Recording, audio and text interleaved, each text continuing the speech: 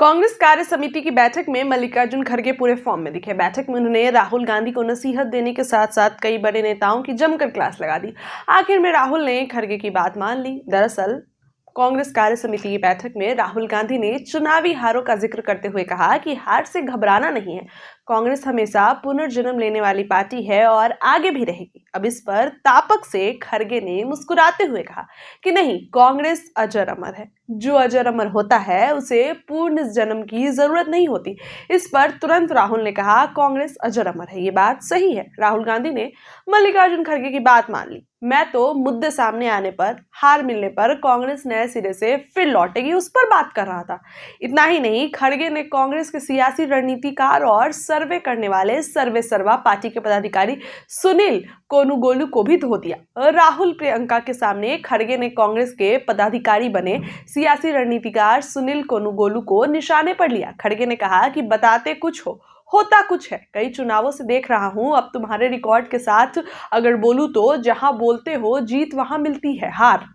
ऐसे तो अंदाज लगाकर एक आज सही निकल जाता है, लेकिन सिस्टम तो तुम्हारा कतई ठीक नहीं है। जहां जीत बोलते हो वहां पर हार मिलती है। आखिर ऐसा कैसे?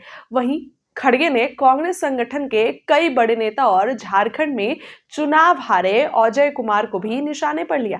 अजय कुमार ने जब संगठन और चुनाव को लेकर बेहतर करने के लिए बात कही, बेहतर करने के लिए सुझावों की फरिश्तें बताने शुरू की, तो फिर क्या, सियासी फॉर्म में खुलकर बैटिंग करने उतरे 84 साल के खड़गे ने कहा कि पिछले कई सालों से कई राज्यों के प्रभारी रहे हैं, कई चुनाव लड़े हैं, जीत कम हारे ज्यादा है। ये ज्ञान वहां क्यों नहीं इस्तेमाल करते? ये ज्ञान कहीं और इस्तेमाल करें। जब खड़गे ने राहुल से सकारात्मक लेकिन सियासी आमना सामना किया और राहुल ने खड़गे की बात मान ली, वहीं खड़गे ने कांग्रेस के वरिष्ठ नेता मोहन प्रकाश को भी आड़े हाथ ले लिया, उनको भी नहीं छोड़ा।